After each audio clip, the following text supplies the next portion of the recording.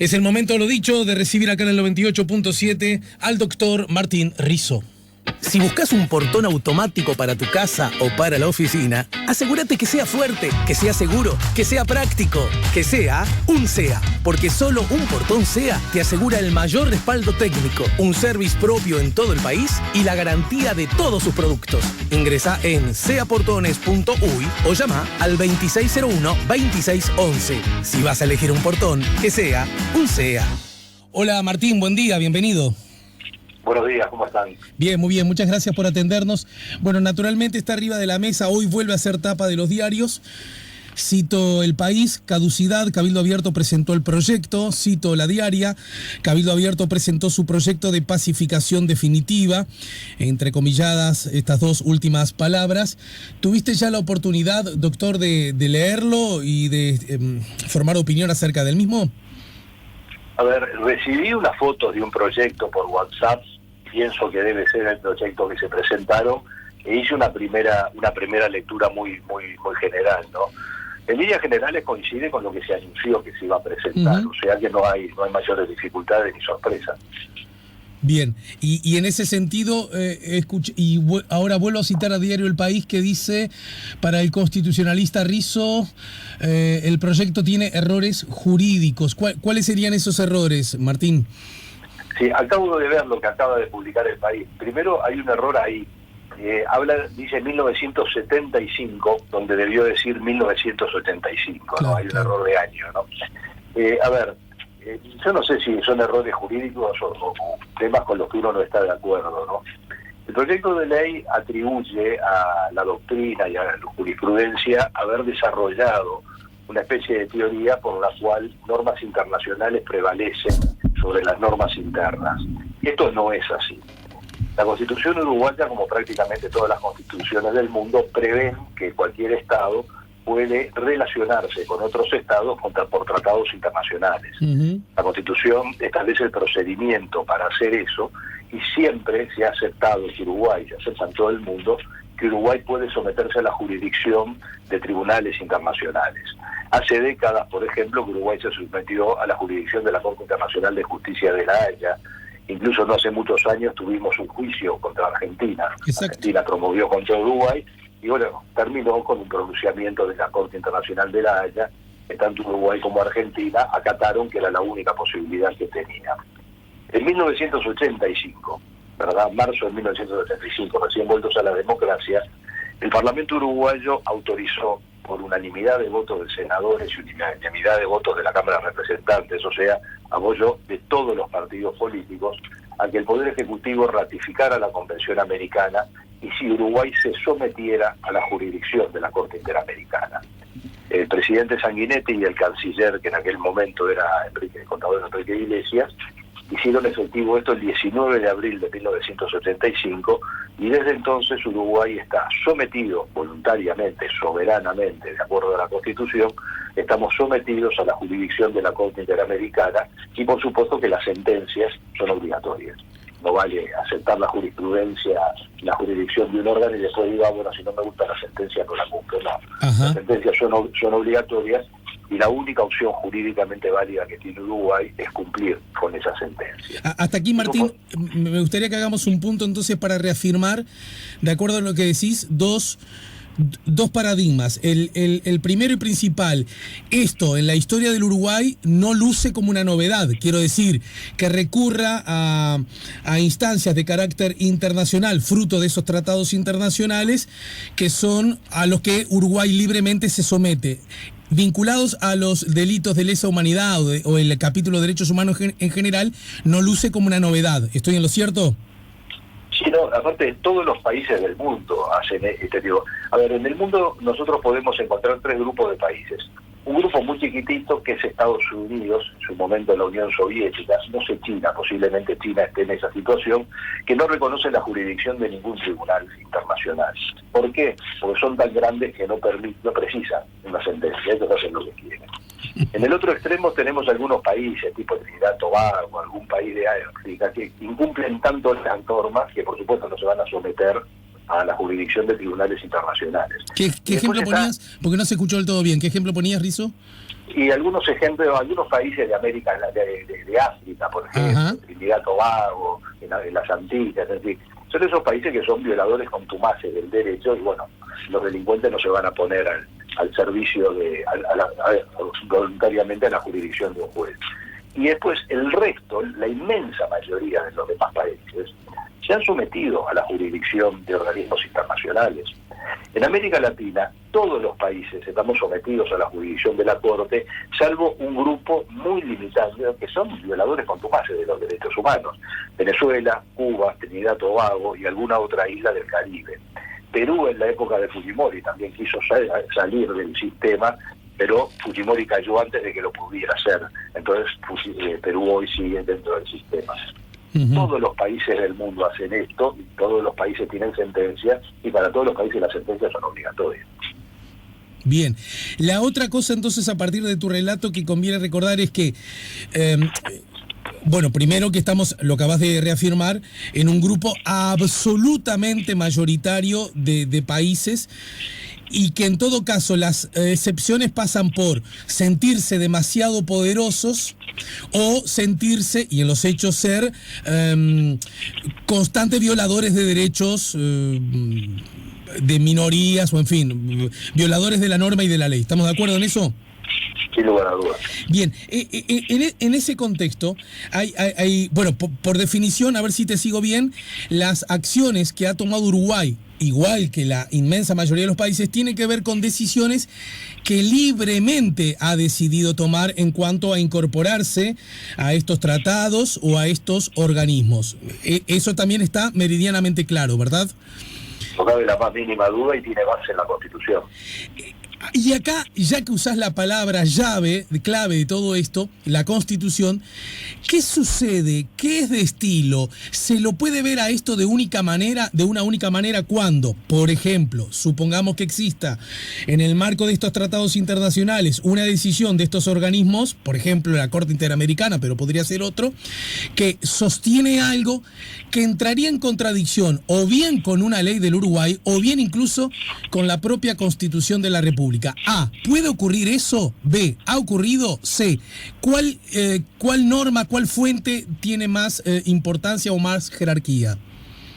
A ver, la contradicción entre una norma internacional y la ley, no cabe duda que prima la norma internacional.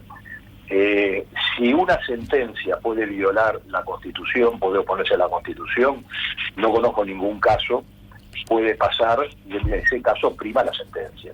Pero a ver, me parece que una cosa, acá ha habido no una posición interpretativa sobre la ley de caducidad, sino dos, ¿verdad?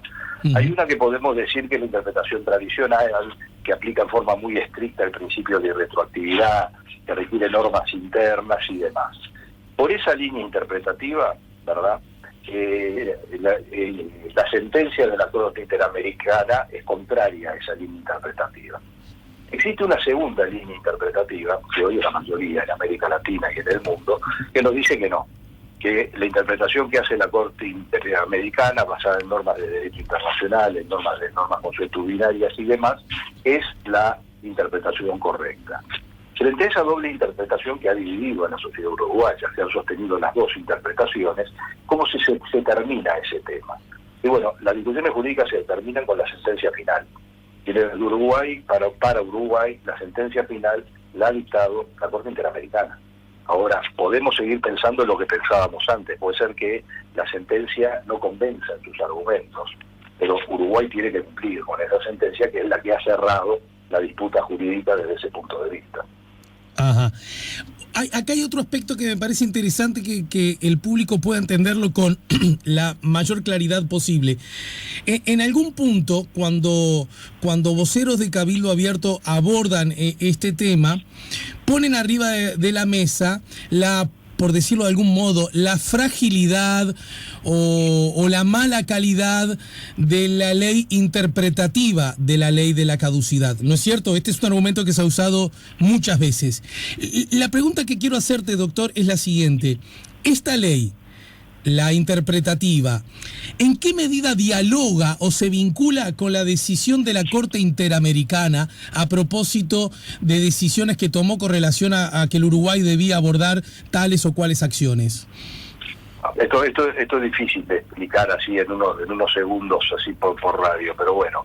Bueno, si querés, puedes venirte, ¿eh? Acá te esperamos con los brazos abiertos. No, con mucho gusto, pero no, podemos intentarlo. La ley 18.831 se dictó un poquito después de que se conoció la sentencia de la Corte Interamericana en el 2011. Esa ley quiso coadyuvar, quiso ayudar a la ejecución de la sentencia de la Corte Interamericana. Pero en realidad el efecto fue exactamente el contrario al perseguido por los promotores y por quienes votaron esa ley.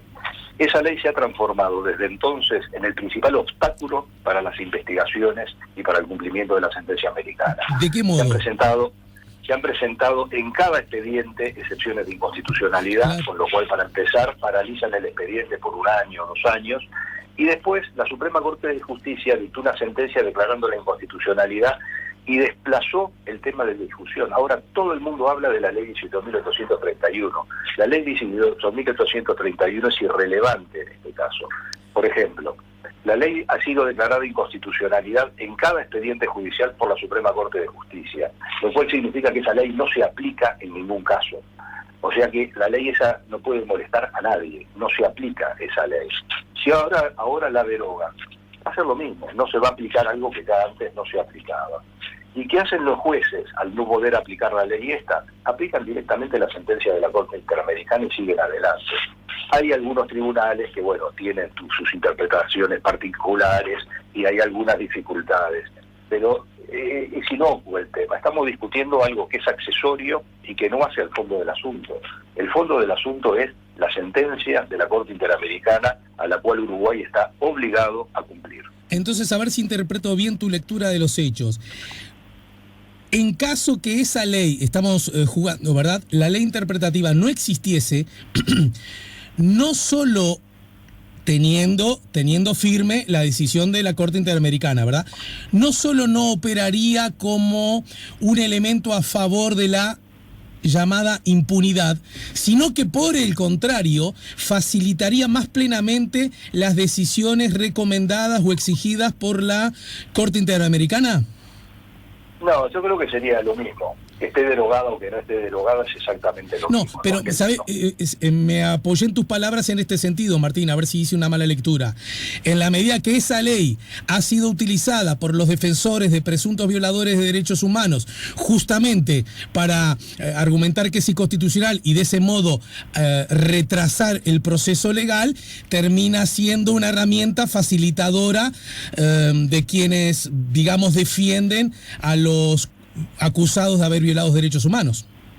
Bueno, sí, yo lo dije en una de las 2 comisiones legislativas antes de que aprobaran la ley, yo dije eso, que en mi opinión estaban discutiendo un proyecto para coadyuvar con la sentencia de la Corte Interamericana y que iba a ser un obstáculo. Y sí, fue un obstáculo. La ley 18.831 complicó y dificultó el cumplimiento de la sentencia de la Corte Interamericana, no cabe duda. Lo mejor para las investigaciones hubiera sido que nunca hubieran dictado esa ley. Perfecto, entendidísimo. Entonces, retrocedamos. La decisión de la Corte Interamericana, de alguna manera, ¿vos sentís que violenta las disposiciones constitucionales de nuestra Carta Magna? No, definitivamente no. Hay 2 posibles interpretaciones. Con una interpretación sí puede haber dificultades, con la otra no. Y bueno, estamos dentro de lo opinable. La Corte ha optado por una interpretación y bueno, y no tenemos más que discutir, ¿verdad?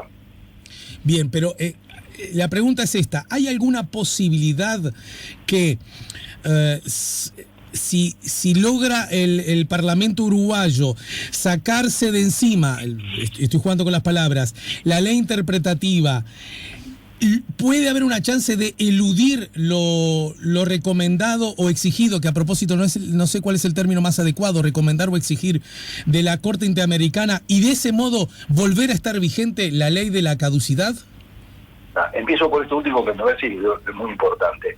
Muchas veces hablan de dictamen, de recomendaciones de la Corte Interamericana con el cual le bajan la jerarquía. No, lo de la Corte Interamericana es una sentencia. y las sentencias de hace siglos son obligatorias en todo el mundo occidental. La Corte dictó una sentencia que es obligatoria para el Uruguay, ¿verdad? No, yo creo que esto no va a cambiar mucho. Aparte, muchas veces se olvida que no solo la Corte Interamericana, desde el año 2009, la Suprema Corte de Justicia viene declarando inconstitucional la ley de caducidad. Sí. O sea que también hay que volver a la ley de caducidad, y bueno, y la Corte la está declarando inconstitucional. No veo que van a ganar por ese camino. Vamos a llegar, llegamos siempre a lo mismo, llegamos siempre a que hay que cumplir con la sentencia de la Corte Interamericana. Acá hablaban, vamos a restablecer la ley de caducidad. Lo pueden hacer, puede haber una ley que diga eso, pero la ley de caducidad, los artículos medulares, la puede declarar inconstitucional por nuestra Corte. Pero entonces ocurriría, lo estoy simplemente especulando, vayamos de vuelta a la caducidad. Entonces la ley de la caducidad, como es inconstitucional, caería también. Y acá afloraría este otro argumento sobre el cual quiero conocer tu opinión, es, entonces, aquellos presuntos delitos cometidos durante la dictadura cívico-militar ya, por el paso del tiempo, han prescripto. ¿Cómo reaccionamos como república ante esa idea que es la que uno entiende que explícita o implícitamente inspira estas decisiones de Cabildo Abierto? A ver, el principio de imprescriptibilidad es un principio que en realidad no existe. Hay países que tienen normas de prescripción de los delitos penales, hay países que los delitos graves no persiguen nunca. En Estados Unidos, en general, los estados, los delitos graves de homicidio no prescriben. En Estados Unidos, hace 10 años, procesaron a un señor que tenía 80 y pico de años, que a principios de la década del 60 había matado a 3 o 4 afrodescendientes a tiros. Y se ve que el hombre, 50, 60 años después, ya estaba medio senil, y se le ocurrió contar en una reunión y decir que todavía tenía en la casa la escopeta o el rifle con que los había matado. Uh-huh. Entonces fueron, le allanaron la casa, le incautaron el revólver y como habían guardado esas cosas de Estados Unidos, tenían las balas con que habían matado a la gente, detectaron que había sido esa la arma, y la arma lo sometieron a juicio y lo condenaron. Era un hombre de 80 y pico de años y lo condenaron por un delito de principios de los años 60. Uh-huh. O sea, no es así. Los delitos de un delito que en todo caso es un crimen, un homicidio, pero que no está adjetivado como lesa humanidad, ¿no? No, es un delito común, ¿verdad? Será lo que ahora en Estados Unidos llaman delito de odio, porque había una motivación racista, pero fue un delito común, mató a 3 personas. Los delitos de lesa humanidad, los delitos de genocidio, los crímenes de guerra, son imprescriptibles. Y ahí es donde viene el problema. Si nosotros vamos a las normas escritas, Uruguay ratificó las normas de imprescriptibilidad, que básicamente es una convención del año 1968, recién la ratificó en el gobierno de Jorge Valle. El problema es que aparte de esa convención, lo que sostiene la Corte Interamericana, y en general yo creo que a esta altura la posición mayoritaria en el mundo occidental, es que existe una norma consuetudinaria de derecho internacional que sostiene eso, y que esa norma exige básicamente desde Nuremberg, desde el tribunal posterior a la Segunda Guerra Mundial. Ajá. Entonces, son 2 interpretaciones. Es válida recurrir a una o a otra. A uno le convence más uno, a uno le convence más la otra. Y lo que hizo la Corte Interamericana fue optar por una de esas 2 interpretaciones. Y bueno, y ahí se cerró el tema. No le podemos dar más vuelta ni a la imprescriptibilidad ni a la irretroactividad. Pero entonces, los delitos ocurridos y perpetrados por el Estado uruguayo a través de, miembros de sus fuerzas armadas, policiales y algunos civiles, en ese contexto, ¿esos delitos están bajo la definición de delitos de lesa humanidad? Sí, no tengo ninguna duda de eso, y también eso lo ha dicho la Corte Interamericana, o sea que no deberíamos discutir más ese tema. Ajá. Y cuando hablamos de esto, hay otras muchas oportunidades. Se insiste una y otra vez que cuando hablamos de delitos de lesa humanidad estamos aludiendo a la situación de los detenidos desaparecidos, quizás como el punto más alto de esta montaña de injusticias. Ahora bien, hay otros delitos que no terminaron, por decirlo así, que no se concretan en la detención y desaparición de un compatriota, pero que aún así pueden estar abarcados dentro de delito de lesa humanidad. ¿Cuáles serían esos otros delitos, doctor? Los delitos de lesa humanidad son delitos siempre muy graves. Homicidio, desaparición de personas, torturas, violaciones de hombres o de mujeres, tráfico de niños, los niños de las detenidas que trafican y se venden o se entregan a otros. Son esos. Cuando hablamos de delitos de lesa humanidad, estamos hablando de delitos extraordinariamente graves. Si un policía o un militar cometió un hurto durante la dictadura, eso sí puede haber prescrito, eso bajo ningún aspecto es un delito de lesa humanidad. Estamos hablando de los delitos más graves, de los delitos que todos coincidimos en que son delitos gravísimos. Pero está bien, doctor. Entonces me queda claro que cuando hablamos de lesa humanidad, no solo estamos hablando de las decenas de detenidos desaparecidos, sino que además de homicidios, torturas, tráfico de niños, con lo que el número de delitos y por ende de víctimas y de victimarios, uno puede suponer que es mayor. La respuesta sin lugar a dudas es sí, aunque el paso del tiempo ha hecho que hoy deben ser muy poquitos. ¿Cómo, perdón? El paso la respuesta es sí a tu pregunta, sí. Pero el paso del tiempo lleva a que hoy las personas que pueden ser procesadas por estos delitos son muy pocos porque la inmensa mayoría ha fallecido. Bien, y en ese contexto hay otro asunto que está implícito, o a veces incluso explícito, a propósito de cada vez que se abordan estos temas, Martín, es el siguiente. ¿Quiénes son los que pueden perpetrar violaciones de derechos humanos y delitos de lesa humanidad? ¿Los estados o también personas civiles u organizaciones? Para decirlo claro, la sedición de aquellos años, los tupamaros muy particularmente, que también cometieron homicidios y otros delitos y otros crímenes, ¿estarían también bajo la denominación esos delitos de lesa humanidad o violación de derechos humanos? Los delitos de lesa humanidad requieren determinada protección, determinada una suerte de impunidad por parte del Estado que los permite que se desarrollen y que no los sanciona. Hay una especie de aliciente del Estado para que esto se pueda hacer. Lo normal es que los delitos de lesa humanidad sean cometidos por agentes estatales o vinculados al Estado. Paramilitares, parapoliciales, etcétera. Ahí está, pero no siempre es así. También un particular o un grupo en particular puede cometer delitos de lesa humanidad, es decir, asesinando sistemáticamente a opositores o a parte de la población, o atacando a determinados grupos minoritarios. No es lo habitual, pero sí puede ocurrir que pase, que haya delitos de lesa humanidad. Lo normal es que sea del Estado por la protección. Por ejemplo, la ETA en España, que sus crímenes fueron perpetrados en contra de la decisión del Estado, ¿estamos de acuerdo? ¿Podría aplicar como crímenes de lesa humanidad y que por lo tanto no prescriben?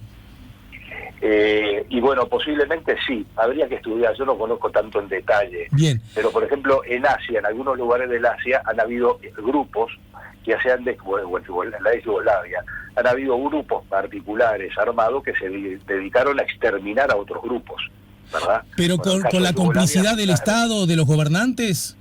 No sé, porque no había gobierno. Bien. La ex Yugoslavia. Entendido. Eran grupos privados que realmente cometieron en ese caso delitos de lesa humanidad, pero mataban sistemáticamente buscando el exterminio de un grupo. Entonces retomo la pregunta, Martín.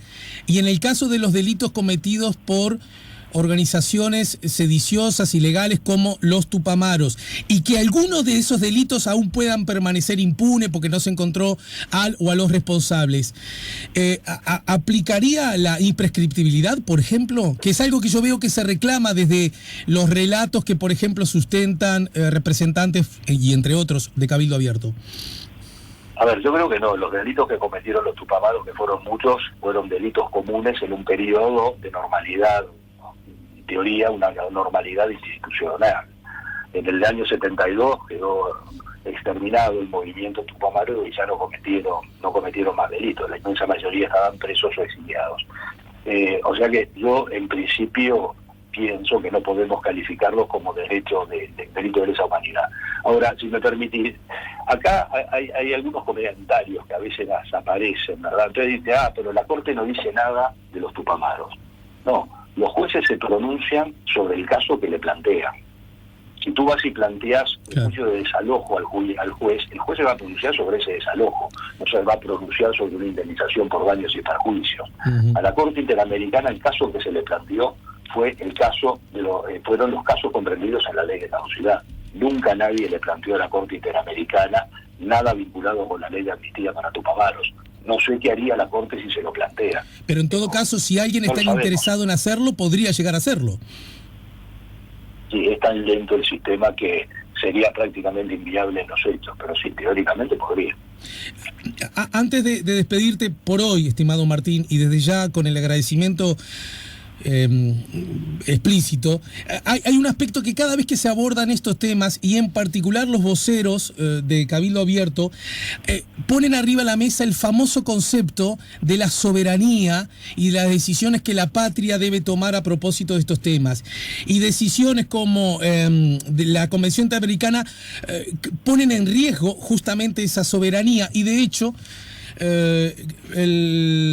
el general Guido Manini Ríos, senador de la República, habló de la cláusula ominosa de la enmienda Platt. 20 segundos para que nos recuerdes cuál es la enmienda Platt y dónde los ciudadanos comunes y corrientes, pero que somos los verdaderos protagonistas de la República, de la democracia día a día, dónde tenemos que colocar, en qué platillo y en qué dimensión el concepto soberanía. A ver, es un buen final porque volvemos a hablar de lo del principio, sí. ¿Verdad? Uruguay, por una decisión soberana de los representantes electos por el cuerpo electoral y en un todo de acuerdo a la Constitución, resolvió someterse a la jurisdicción de la Corte Interamericana. Esta sentencia es obligatoria por Uruguay porque antes, en 1985, Uruguay decidió que fuera así y de acuerdo a la Constitución aceptó esta jurisdicción. O sea, no puede haber lesión de la soberanía. Esto es obligatorio porque Uruguay decidió someterse y, por supuesto, cumplir con las sentencias que se dictan. Bien. Y en cuanto, para que nadie quede afuera, la enmienda Platt, que tiene que ver con Estados Unidos y Cuba, ¿verdad? Sí, pero no tiene absolutamente nada que ver con este tema ni con la Corte Interamericana.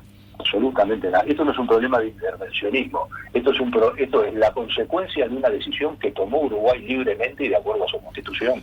Acá no hay ningún inconveniente. A ver, es lo mismo que la sentencia de La Haya, que el laudo de La Haya en el diferendo con Argentina por el río Uruguay. Es lo mismo. Argentina y Uruguay decidieron someterse a la jurisdicción de la Corte Internacional de Justicia de La Haya y después cumplimos con la sentencia. Claro. Pasa lo mismo. Y argumentar que esto era falta de soberanía hubiese sido inadecuado. Es inadecuado porque esto es ejercicio de la soberanía. Estamos donde estamos porque Uruguay decidió estar en este lugar. Bueno, y también me gustaría recordar que a propósito del caso de los hermanos Peirano, Uruguay tuvo que aplicar una norma, una decisión, una sentencia de la Corte Interamericana también, ¿no? No, en ese caso fue una recomendación de la Comisión. Ah, ¿no fue sentencia? No llegó a ser una sentencia y no se aplicó totalmente, pero está bien. En ese caso era una recomendación, no era una sentencia 100% obligatoria. Pero en todo caso, más allá de la opinión que el Estado, los gobernantes o los ciudadanos tengamos sobre esa familia, se consideró que estaba desajustado derecho de acuerdo a normas internacionales a las que Uruguay libremente, soberanamente había adherido y tenía que proceder en consecuencia.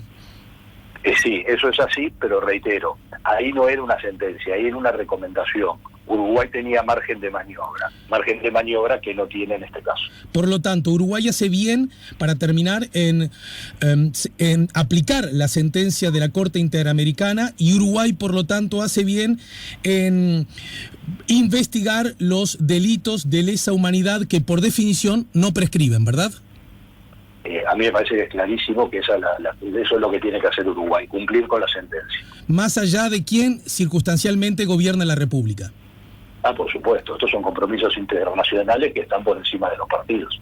Doctor Martín Rizo, muchas gracias, muy gentil. Con mucho gusto. El doctor Martín Rizo nos ayudó a poner la mañana en camino.